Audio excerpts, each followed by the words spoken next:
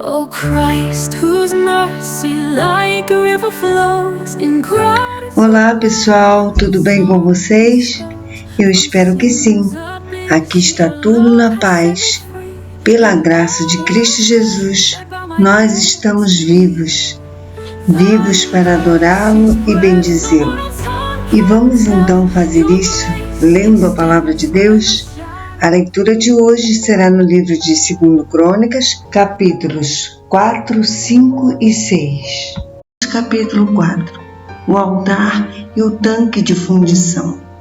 Salomão também mandou construir um altar de bronze de 9 metros de comprimento, 9 metros de largura e 4,5 metros de altura, e fez o mar de fundição, uma piscina de metal fundido, redonda, medindo 4,5 metros de diâmetro e 2,25 metros de altura.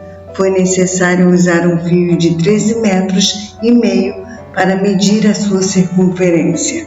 Ao redor da borda de fora desse tanque de metal, que media 13,5 metros, havia 2 carreiras de figuras de touros de bronze, que tinham sido fundidas todas em uma só peça junto com o tanque.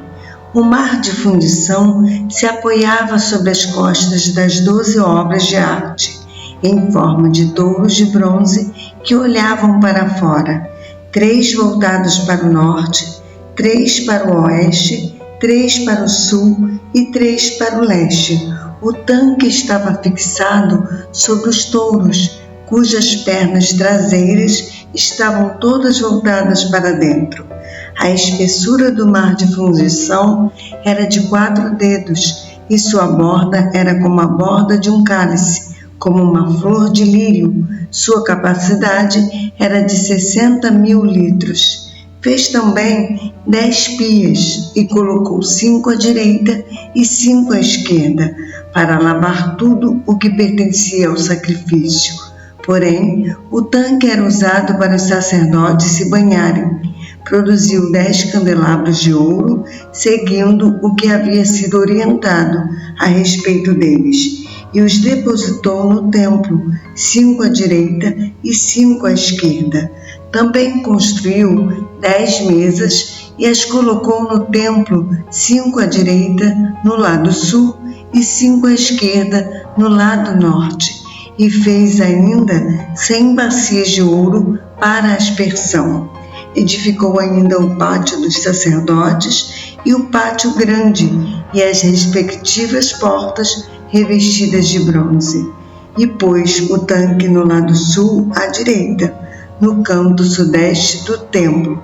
Finalmente, Hurão-Abi fabricou os jarros, as pás e as bacias para a aspersão, e assim completou toda a obra que fora colocada em suas mãos pelo rei Salomão para a casa de Deus. As 2 colunas, os 2 capitéis em forma de taça, no alto das colunas, os 2 conjuntos de correntes que adornavam os 2 capitéis, as 400 figuras de romãs para os 2 conjuntos de correntes, sendo 2 fileiras de romãs para cada conjunto, os 10 carrinhos com suas 10 pias, o mar, como era chamado o tanque piscina, e as 12 esculturas de touros que o sustentavam em seus lombos, os jarros, as pás, os garfos de carne e todos os utensílios afins.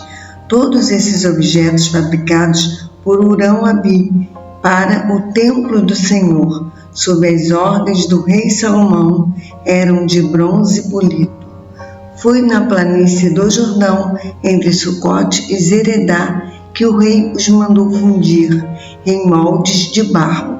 Salomão orientou seus obreiros para que fossem fabricados todos esses utensílios, e em grande quantidade, de modo que nem se podia calcular o total do peso do bronze usado. Assim Salomão fez todos os objetos para a casa de Deus, o altar de ouro, as mesas para os pães da preposição, isto é, consagrados, os candelabros de ouro puro com as suas respectivas lâmpadas para queimarem diante do debir, isto é, a fim de iluminarem a entrada do Santo dos Santos, conforme tudo quanto fora projetado, as flores, as lâmpadas e as tenazes de ouro puríssimo, como também os cortadores de pavio, as bacias para aspersão, as colheres e os incensários de ouro puro, no caso da entrada do templo, tanto as portas internas do debir, o Santo dos Santos, como as portas do Equel, átrio principal, o salão maior do templo, eram de ouro. Segundo Crônicas 5, as ofertas de Davi no templo. Deste modo se concluiu toda a obra que Salomão fez para a casa de Yahvé, o templo do Senhor. E Salomão mandou trazer tudo quanto seu pai Davi havia consagrado, isto é, todos os objetos de ouro, prata e todos os utensílios sagrados, e depositou-os no tesouro do templo de Deus. Então Salomão congregou os anciãos, as autoridades de Israel e todos os líderes das tribos e os príncipes das famílias dos filhos de Israel, para fazer subir na cidade de Davi, que é Sião, a arca da aliança de Yahvé. E todos os homens de Israel juntaram-se em comunhão ao rei por ocasião da festa, no 7º mês. Depois que todas as autoridades de Israel chegaram, os levitas transportaram a arca e a conduziram juntamente com toda a tenda do encontro e seus utensílios sagrados. Foram os sacerdotes levitas que levaram tudo. O rei Salomão e toda a comunidade de Israel que se havia congregado a ele perante a arca sacrificaram tantas ovelhas e bois que nem era possível contar. Assim os sacerdotes trouxeram a arca da aliança de Yahvé para o seu lugar, ao Débir, o santuário interno do templo, a saber, ao Santo dos Santos, o lugar santíssimo, debaixo das asas dos querubins. Os querubins estendiam as asas sobre o lugar da arca, cobrindo a arca e as varas utilizadas para o transporte. Essas varas eram tão longas que as pontas se estendiam para fora da arca e podiam ser vistas da parte da frente do santuário interno, mas não de fora dele, e elas permanecem lá até nossos dias. No interior da arca havia exclusivamente as 2 tábuas que Moisés tinha depositado quando estava em Horebe, onde Yahvé firmou uma aliança com os israelitas depois que abandonaram o Egito. Ora, quando os sacerdotes saíram do lugar santo, e de fato todos haviam se consagrado, não importando a divisão ou a classe de seus grupos, os levitas, músicos e cantores, todos eles, isto é, Asaf, Emã, Jedutum e os filhos e parentes deles, vestidos de linho fino, com símbolos, com alaúdes e com harpas, também estavam em pé ao lado oriental do altar, e juntamente com eles 120 sacerdotes que tocavam as trombetas. Os que entoavam as trombetas e os cantores louvaram e engrandeceram a Yahvé a uma só voz, ao som de cornetas, símbolos e outros instrumentos. Ergueram suas vozes em uníssono ao Senhor e cantaram, porque Ele é bom, o seu amor dura para sempre. Em seguida, toda a casa se encheu da nuvem de glória de Yahvé, de tal maneira que os sacerdotes não conseguiam permanecer em pé para dar sequência ao serviço religioso, porquanto a glória do Senhor tomou todo o templo de Deus. Capítulo 6. O rei louva a Deus e abençoa o povo. Então Salomão tomou a palavra e exclamou: Yahvé advertiu que habitaria uma nuvem obscura. Eu, de fato, construí um templo para a tua morada, um lugar de honra para a tua eterna habitação. Em seguida, o rei virou-se e abençoou toda a congregação de Israel, que ali estava reunida, e se colocou em pé.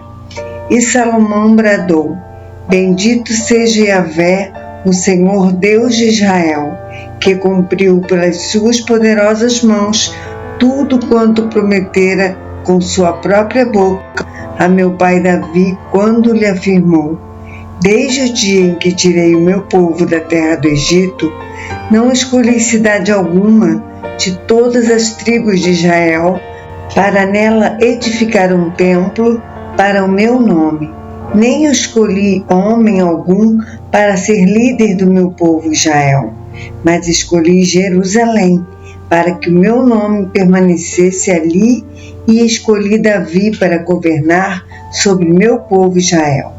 Meu pai Davi tinha no coração e na alma o objetivo de construir um templo em homenagem a Yahvé, o nome do Senhor, o Deus de Israel.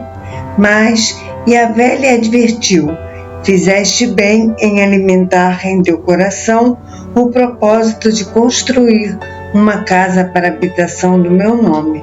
Contudo, tu não erguerás um templo, mas sim teu filho, que descenderá de ti, esse sim edificará uma casa ao meu nome. Assim o Senhor cumpriu a sua palavra. Sou o sucessor de meu pai Davi, e agora ocupo o trono de Israel, como Yahvé havia prometido, e construí o templo em honra a Yahvé, o nome do Senhor, o Deus de Israel. Depositei em sua casa a Arca da Aliança, na qual estão guardadas as tábuas da aliança do Senhor, aliança que ele mesmo estabeleceu com todos os filhos de Israel. Em seguida, o rei Salomão postou-se diante do altar de Yahvé, em frente de toda a Assembleia de Israel, e estendeu as mãos.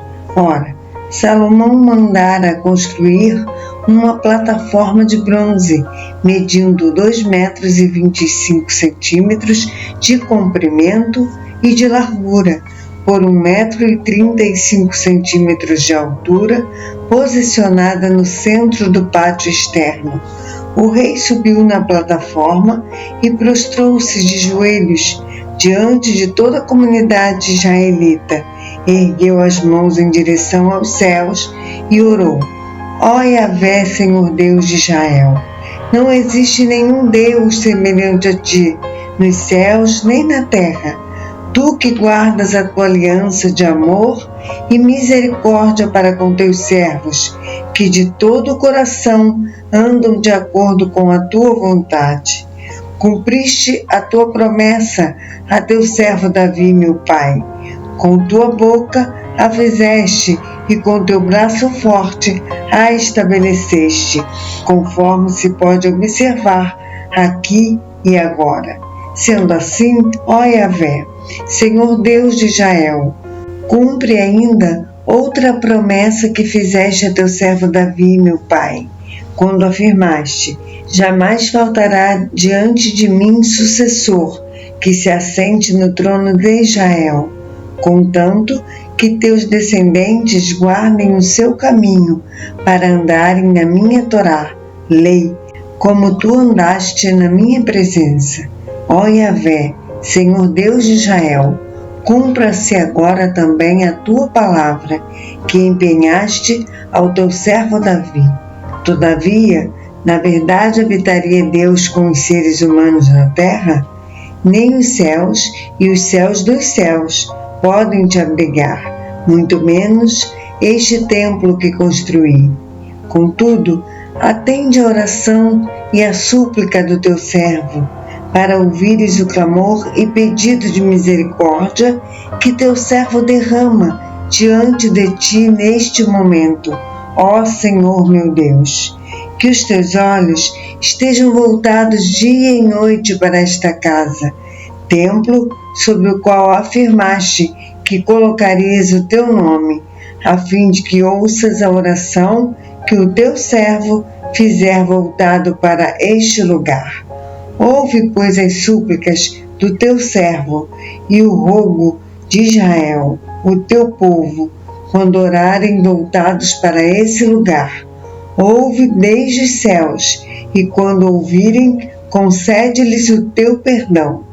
Quando um homem pecar contra seu próximo e tiver que fazer um juramento e vier jurar diante do teu altar nesta casa, escuta dos céus e ajuiza com misericórdia, julga os teus servos, retribui ao culpado o que de fato lhe cabe, fazendo recair sobre o pecador o peso do seu erro, e declara sem culpa o inocente, concedendo-lhe o que o seu procedimento correto merece. Quando Israel, o teu povo, for derrotado por um inimigo por ter pecado contra ti, e voltar-se para ti e invocar o teu nome, orando e rogando a ti nesta casa, ouve dos céus e perdoa o erro de Israel, o teu povo, e o faz retornar à ação do ser humano.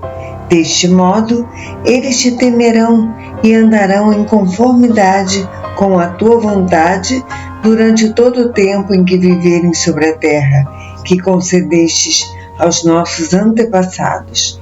Mesmo o estrangeiro que não pertence ao teu povo Israel e que veio de uma terra distante, por causa do teu magnífico nome, da tua mão poderosa e do teu braço forte, quando ele vier e orar voltado para esta casa, ouve dos céus, lugar da tua habitação, e atende também a súplica daquele que não é nascido judeu, a fim de que todos os povos da terra conheçam Yahvé, o teu nome, e te obedeçam com amor e reverência, como deve agir Israel, o teu povo, e saibam que este templo que levantei traz o teu nome.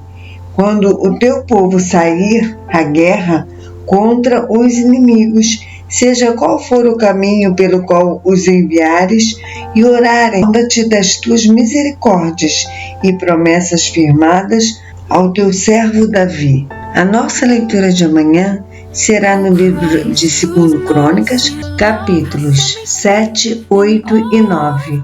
Eu aguardo você para essa leitura, se assim o Senhor nos permitir. Que Deus te abençoe. Um abraço.